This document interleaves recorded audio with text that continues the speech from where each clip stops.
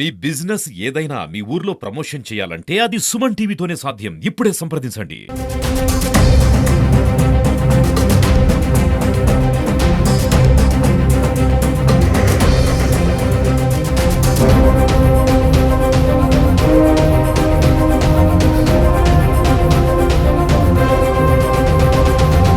తిరుపతి తొక్కిసలాట ఘటనలో ప్రభుత్వం 5 మంది అధికారులపైన చర్యలకు ఉపక్రమించినటువంటి విషయం తెలిసిందే. అందులో తిరుపతి ఎస్పీ సుబ్బరాయుడును బదిలీ చేస్తూ కూడా ప్రభుత్వం నిర్ణయం తీసుకుంది. అయితే సుబ్బరాయుడు పాత్ర లేనప్పటికీ ప్రభుత్వం ఉద్దేశపూర్వకంగా ఆయన్ని బదిలీ చేసిందంటూ కూడా తిరుపతిలో ఉన్నటువంటి కొంతమంది నేతలు ఆయన్ని బదిలీ ఆపాలని చెప్పి కూడా ఆందోళన చేస్తున్నటువంటి దృశ్యాలు చూస్తున్నాము. ఇప్పటివరకు ఎస్పీ సుబ్బరాయుడు తిరుపతిలో ఛార్జ్ తీసుకున్నప్పటి నుంచి కూడా ఆయన అనేక సంస్కరణలు తీసుకొచ్చారు. అదే రకంగానే నేర నిర్మూలనకు గంజాయికి సంబంధించినటువంటి ఇష్యూస్ కావచ్చు, లేదంటే రెడ్ శాండిల్కి సంబంధించి వీటన్నిటిపైన కూడా ఆయన గట్టి భద్రతా చర్యలే చేపట్టాడు అనేటువంటి విషయాన్ని తెలుపుతూ ఆయన బదిలీ ఆపాలి అనేటువంటి ఒక డిమాండ్ని వీళ్ళంతా కూడా వినిపిస్తున్నటువంటి సిచ్యువేషన్స్ అయితే చూస్తున్నాము.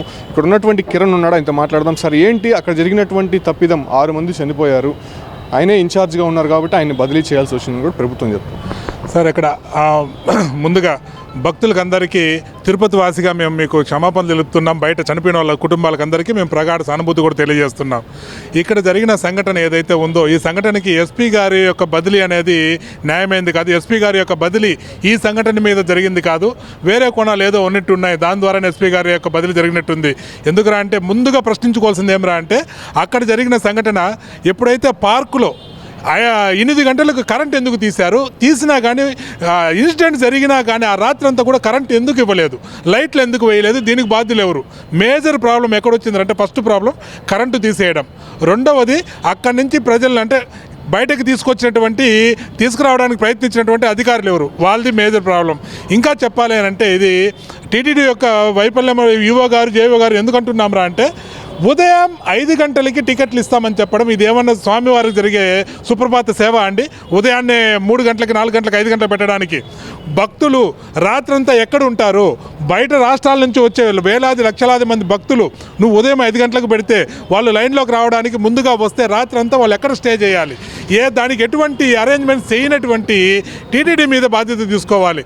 అంతేగాని 9 సెంటర్లలో ఒక సెంటర్ ఏ సెంటర్లో సరిగా లేకపోయినా కానీ ముందు బాధ్యత టీటీడీది. భద్రత విషయానికి వస్తే ఎస్పీ గారి పర్యవేక్షణ అనేది, ఎస్పీ గారి యొక్క పర్యవేక్షణ చాలా తిరుపతిలో ఎంతో అద్భుతంగా జరుగుతుంది. ఆయన వచ్చిన తర్వాత ముఖ్య కారణం ఏమంటే తిరుపతిలో ఇంతవరకు గంజాయి అనే పదం చాలా మ్యాక్సిమం తగ్గిపోయిందండి. విచ్చలవిడిగా తిరిగే యువత, బైకుల్లో హార్ష్గా తిరిగే యువత, వీళ్ళంతా కంట్రోల్ అవడంతో ప్రజల్లో ఒక ప్రశాంతత వచ్చింది. ఎందుకంటే అలజడి తగ్గినప్పుడే ప్రశాంతతకు విలువ తెలుస్తుంది.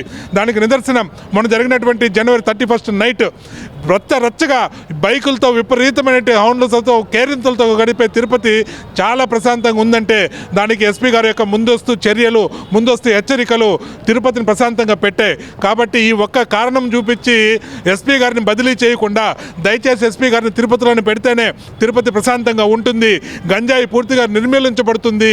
ఎంతోమంది రౌడీ షీటర్లు కావచ్చు, లేకపోతే భూ కబ్జాదారులు కావచ్చు, వీళ్ళందరి యొక్క ఆగడాలు కూడా తగ్గిపోయాయి. చాలామంది కలెక్షన్లు చేస్తూ ఉండేవాళ్ళు, ఆ కలెక్షన్స్ కూడా తగ్గిపోయాయి. వీటి అన్నిటి ప్రభావం ఈరోజు ఎస్పీ గారి మీద ఆ సంఘటనతో బదిలీ వేయట దాకా వచ్చిందని మేము అభిప్రాయపడుతున్నాము. హిందూ సంఘాలు ఇలా ఆయన్ని బదిలీ చేయకూడదని చెప్పి ఓవైపు డిమాండ్ చేస్తుంటే మరోవైపు ఆయన్ని ఉద్దేశపూర్వకంగా ఆయన కులాన్ని ఆపాదించి కావాలనే ఆయన్ని బదిలీ చేశారు. బలిజీ కులానికి సంబంధించినటువంటి ఎస్పీని టార్గెట్ చేసినటువంటి నేపథ్యంలోనే కావాలనే బదిలీ చేశారనేటువంటి ఒక డిమాండ్ కూడా ఇక్కడ ఉన్నటువంటి కాపు కులస్తులందరూ కూడా ఆయన బదిలీని ఆపాలని చెప్పి డిమాండ్ చేస్తున్నారు. సార్, ఏం చూస్తారు? నిజంగా కులాన్ని ఆపాదించడము కరెక్ట్ అంటారా? ఆయన్ని బదిలీ చేయడానికి వెనక ఆ ఒక ఇన్సిడెంట్ కారణము, సో ఆయన తప్పు ఉంది కాబట్టే మేము బదిలీ చేసామని చెప్పి ప్రభుత్వం చెప్తుంది. యాక్చువల్గా ఏంటంటే ఎస్పీ సుబ్బరాయుడు గారు బలిజ కాపు సామాజిక వర్గానికి చెందిన వారు కావడం వచ్చేసి ఆయన దురదృష్టం అన్నమాట. ఎందుకురా అంటే మిగిలినటువంటి అన్ని కులాలు కూడా వాళ్ళకి సంబంధించినటువంటి అధికారులు పోలీస్ డిపార్ట్మెంట్లో కావచ్చు, రెవెన్యూలో కావచ్చు, దాని తర్వాత టీచింగ్లో, ఫారెస్ట్లో, దేంట్లో అయినా కావచ్చు, వాళ్ళకి సంబంధించినటువంటి ఆయా అధికారులను వాళ్ళు ఏం చేస్తున్నారంటే ప్రొటెక్షన్ చేసుకుంటున్నారు. ఈ మధ్య పోలీస్ డిపార్ట్మెంట్లో కొంతమంది పైన వచ్చేసి సస్పెన్షన్ వేట్ అనేది పడిన తర్వాత ఆయా సామాజిక వర్గాలు పెద్ద మొత్తంలో అక్కడికి చేరుకొని నిరసన తెలిపి వారిపైన ఎటువంటి చర్యలు తీసుకోకుండా జాగ్రత్త పడినాయి. ఇక్కడ ఏంద్రా అంటే బలిజ సామాజిక వర్గం పైనే దృష్టి ఎందుకురా అంటే వీళ్ళు ఎదిగితే 10 మంది ఎదుగుతారు, వీళ్ళు ఎదిగితే బీసీలను, ఎస్సీ, ఎస్టీలను, మిగిలినటువంటి వర్గాలన్నింటినీ పైకి తెస్తారు, వీళ్ళు ఎదిగితే సమాజం బాగుంటుంది. అది మిగిలినటువంటి సామాజిక వర్గాలకు ఇష్టం లేదు. ఉన్నటువంటి రాజకీయ వర్గాలు కూడా ఆయా కులాలను నెత్తిన పెట్టుకొని అన్ని విభాగాల్లో వచ్చేసి ముఖ్యమైనటువంటి పోస్టులు వచ్చేసి వాళ్ళ కులాలకే ఇస్తున్నారు. ఇది ఓపెన్ సీక్రెట్, ప్రత్యేకంగా చెప్పనవసరం లేదు. గత ప్రభుత్వం కావచ్చు, అంతకుముందు ప్రభుత్వం కావచ్చు, ఇప్పుడు కావచ్చు, టీటీడీ చైర్మన్గా, దాని తర్వాత తుడా చైర్మన్గా, కమిషనర్గా, కలెక్టర్గా, ఎస్పీగా ప్రతి ఒక్కరిని ఏమి చూడరనమాట. ఒక్కసారి అధికారంలోకి రావడానికి మాత్రమే బలిజ, కాపు, తెలగ, ఒంటరి అనేది అవసరమవుతాయి. కానీ ఒక్కసారి అధికారంలోకి వచ్చిన తర్వాత ఈ కులాన్ని కరివేపాకు కంటే కూడా హీనంగా తీసి పక్కన పెట్టేటువంటి పరిస్థితి ఉండాలి. ఈరోజు తిరుపతిలో ఎస్పీ సుబ్బరాయుడు గారిని మాత్రమే కాదు, డిఎస్పీ వచ్చేసి రమణ కుమార్ని కూడా వచ్చేసి వాళ్ళు సస్పెండ్ చేయడం జరిగింది.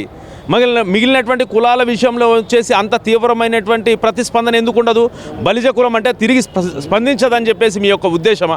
కాబట్టి తక్షణమే ఆయన బదిలీపై ప్రభుత్వం తీసుకున్నటువంటి నిర్ణయాన్ని వెనక్కి తీసుకొని ఆయన యథాస్థానంలో కొనసాగించాలని చెప్పేసి రాయల్ పీపుల్స్ ఫ్రంట్ డిమాండ్ చేస్తూ తిరుపతి డిఎస్పీ రమణ కుమార్ గారిని కూడా తక్షణమే విధుల్లోకి తిరిగి తీసుకోవాలి. నేను ఒకటే విషయం ప్రభుత్వాన్ని వచ్చేసి అడుగుతున్నాను ఈ సందర్భంగా, మీకు అడ్మినిస్ట్రేషన్ ఫెయిల్యూర్ ఇది.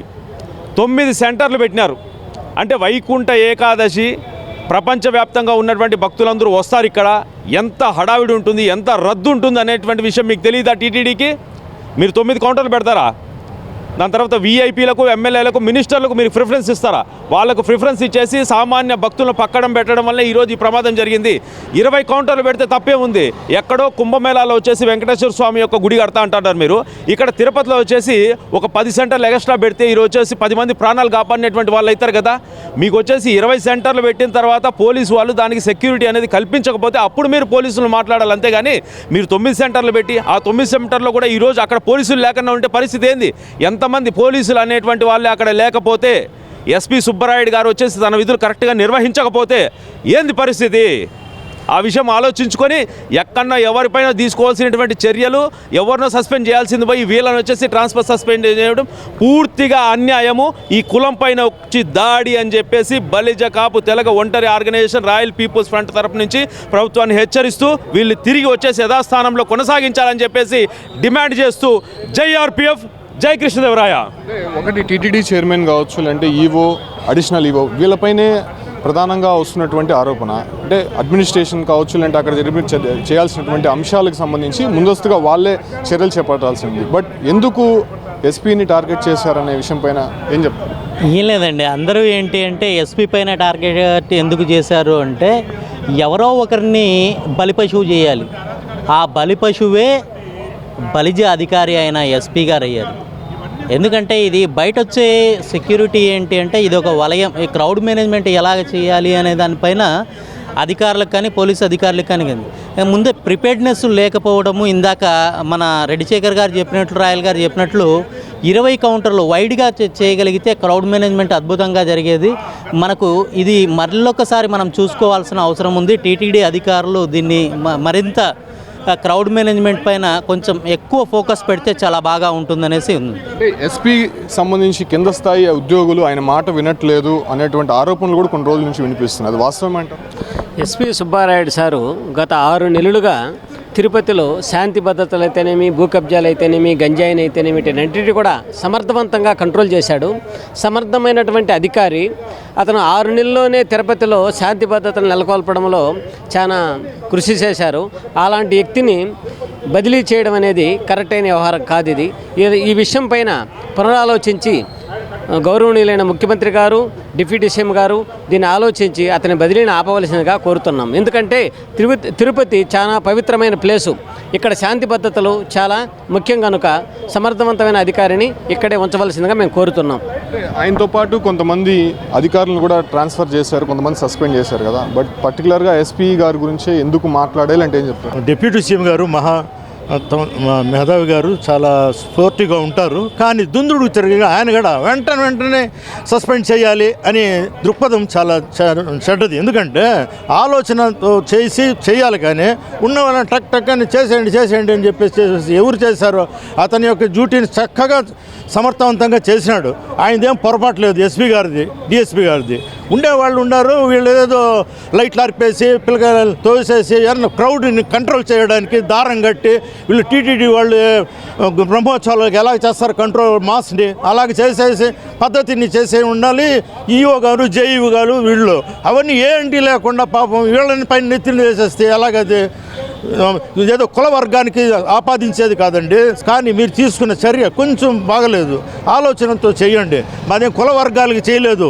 ఆయన వచ్చిన తర్వాత అసాంఘిక కార్యక్రమాలన్నీ అదుపు చేస్తున్నాడు. ఇంత తిరుపతిలో నా సర్వీసులో 50 ఏళ్ళ సర్వీసులో ఎక్కడ కూడా విచ్చలవిడిగా ఈ పోకిరి వెదలు నైట్లో తిరిగి సండేస్ కానీ ఈ జనవరి 1 కానీ పెద్ద అరాచకంగా ఉన్నాం. మేము బయట తల ఎత్తుకొని తిలగరేకుండా ఉన్నాము. అలాంటిది కంట్రోల్ చేస్తున్నాడంటే ఈజ్ ఎ గ్రేట్ మ్యాన్. అలాంటి వ్యక్తిని ఇక్కడ తిరుపతిలో ఉంచి ఇక్కడ శాంతి భద్రతలను కాపాడి అసాంఘిక కార్యక్రమాలని అదుపు చేస్తున్న అతన్ని వేసేసుకుని ఎక్కడో వేసేస్తే అది బాగలేదండి. దయచేసి ఒకసారి ఆలోచించి అతను తిరుపతికి వేయండి. తిరుపతిలో ఎస్పీ సుబ్బరాయుడు ఛార్జ్ తీసుకున్నప్పటి నుంచి కూడా అనేక సంస్కరణలకు ఆయన ఊదమందించాడు. దాంతోపాటు కూడా ఇక్కడ విఐపి ఫ్లోటింగ్ ఎక్కువ ఉంటుంది కాబట్టి సో ఆ భద్రత విషయంలో కావచ్చు, అంటే గంజాయి నిర్మాణం విషయంలో కావచ్చు, వీటన్నిటిపైన కూడా ఆయన సమర్థవంతంగా పనిచేశాడు. కాబట్టి ఆయన తప్పు చేశాడని చెప్పి ఇక్కడ భావించినటువంటి ప్రభుత్వము ముందస్తుగా చర్యలు చేపట్టాల్సినటువంటి టీటీడీని ఎందుకు ఆపాదించలేదు? చైర్మన్ను, ఈవోను, అడిషనల్ ఈవో పైన ప్రధానమైనటువంటి ఆరోపణలు వస్తున్నప్పటికీ ఎస్పీని ఎందుకు బలిపశువు చేయాల్సి వచ్చిందనే విషయాలపైన కూడా ఇక్కడ ఉన్నటువంటి ఆయన సామాజిక వర్గానికి సంబంధించినటువంటి వారు, అదే రకంగానే హిందూ సంఘాలు కూడా దీనిపైన డిమాండ్ వినిపిస్తున్నాయి. ఖచ్చితంగా ఆయన బదిలీని వెనక్కి తీసుకోవాలని చెప్పి కూడా ఇక్కడ నుంచి ప్రభుత్వాన్ని డిమాండ్ చేస్తున్నటువంటి పరిస్థితి కనిపిస్తుంది.